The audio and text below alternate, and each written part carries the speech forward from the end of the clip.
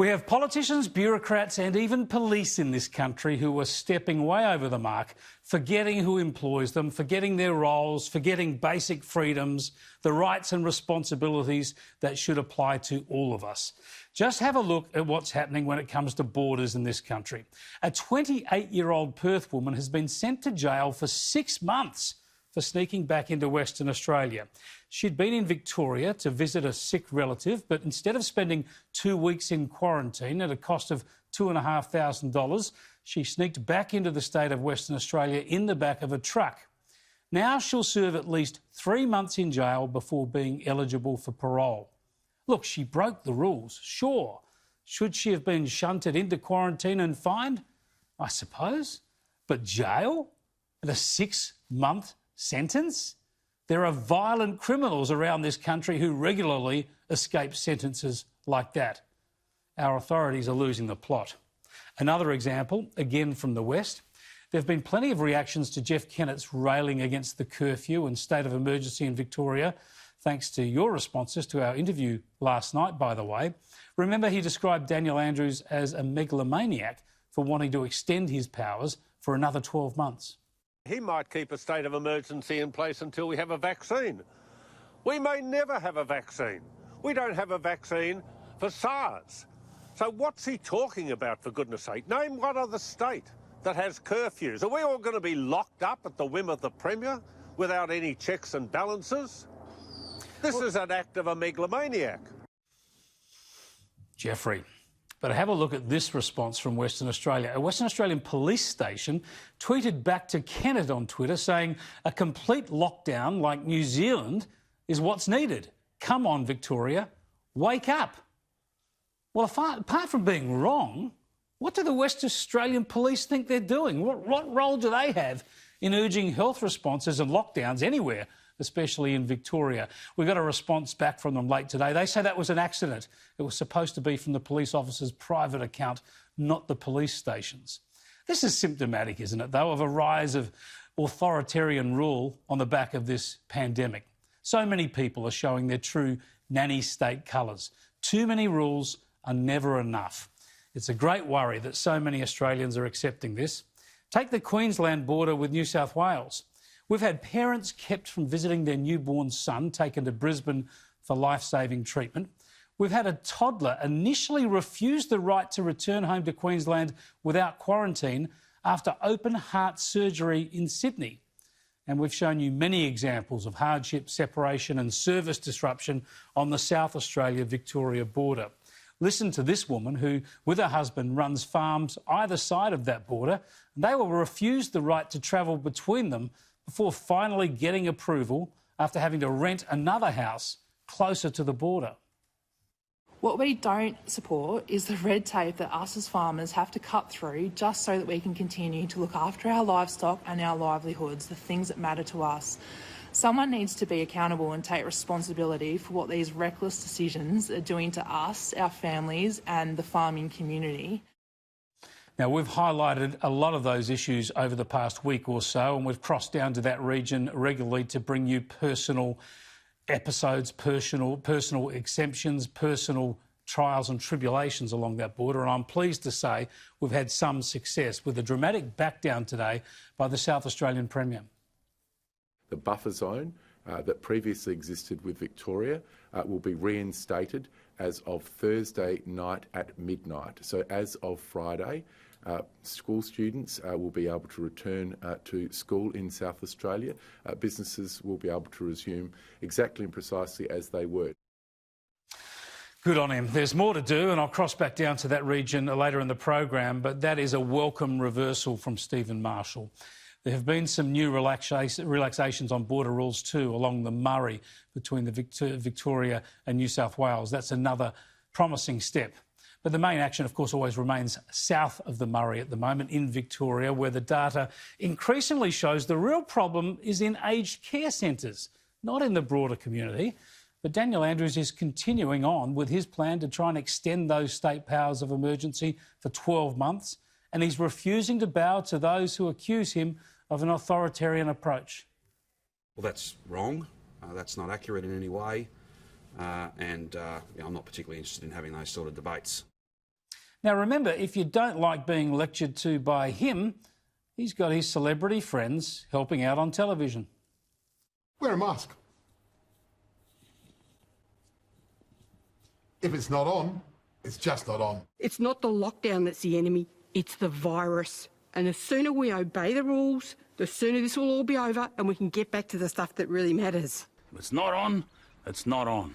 So whack one on your face. So stay home as much as you can, and if you do have to go out, make sure you wear a mask and wash your hands. We can win this race, can't we, buddy? Yes, we can. You know, this virus, it fights dirty. But if we play by the rules, we can give it a knockout blow. There you go, Victorians. You've been told what to do by those famous people. Better follow the rules or you'll be sent to your room. Trouble is, you're locked in your room already. How could they be so patronising? Textbook stuff, this. The so-called elites lecturing the infantile mainstream. That's how they see it. How could politicians be so out of touch? How could they think that way?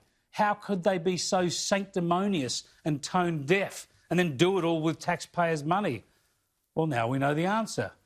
The idea came straight from the ABC. Well, at least the ABC's long-time morning radio host, John Fain, who retired earlier this year. So I'm deeply grateful to John Fain, who was perhaps behind this, having suggested that we use some really well-known Victorians, a little bit of humour, even though this is a challenging time. Some humour is sometimes a very good thing to try and just remind people that we all have a part to play. A little bit of humour. There you go. It was the blind leading the blind.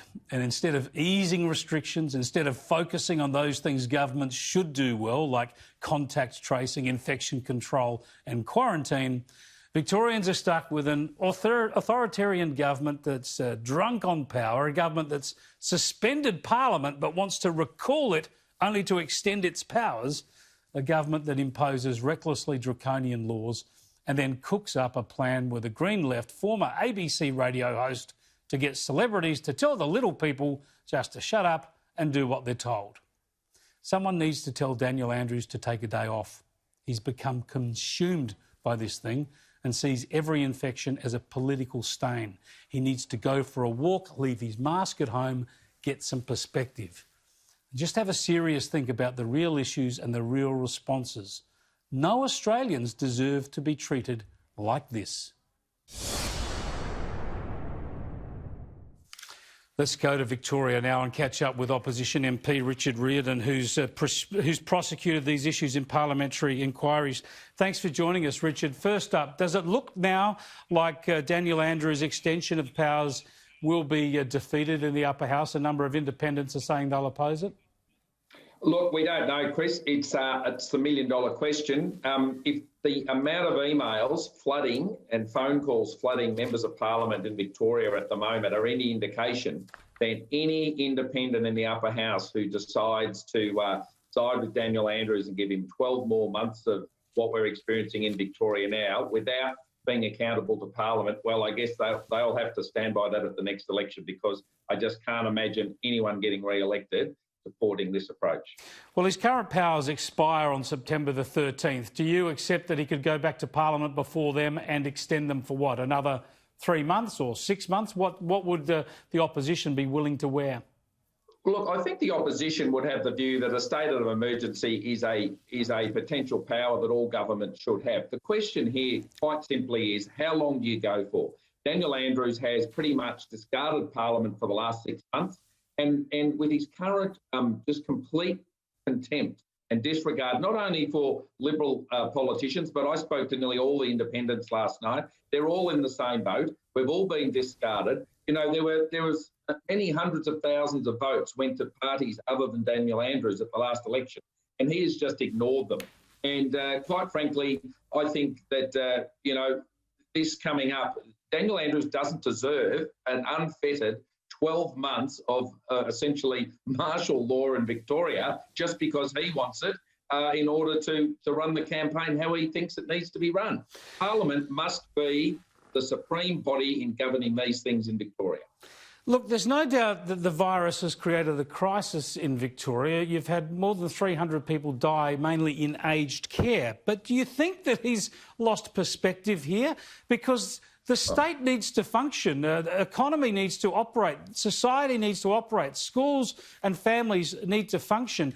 Perhaps he needs a day off or two to wander around and just see what else is going on in his state and get this approach into some perspective.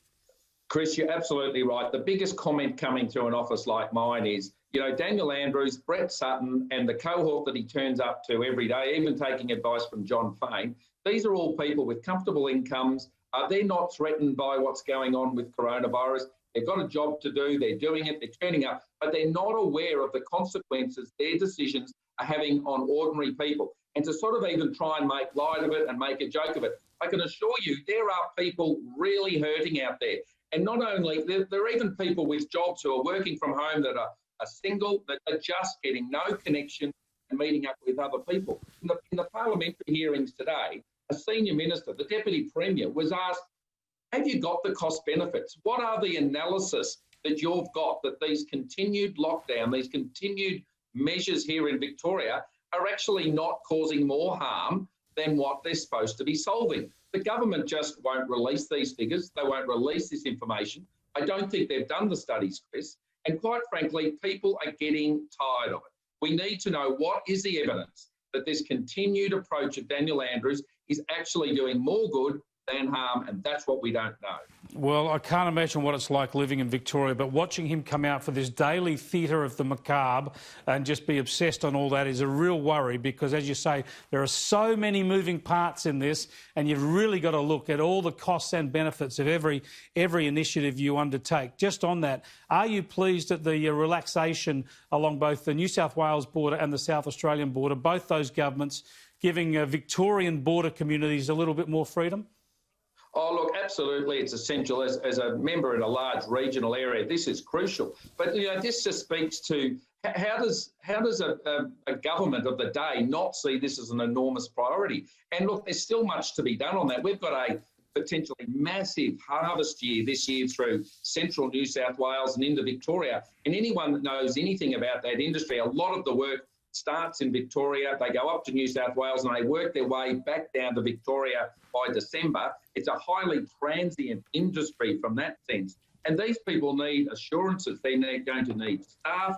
They're going to need their equipment moved up there. They need to know what the process is. They can't be trying to operate with border rules changing every 5 minutes in essentially telling people who are in completely coronavirus-free districts that they can't move from one to the other. There's got to be a clear, easy to understand and transparent system put in place that agriculture in Victoria and New South Wales and South Australia can work to.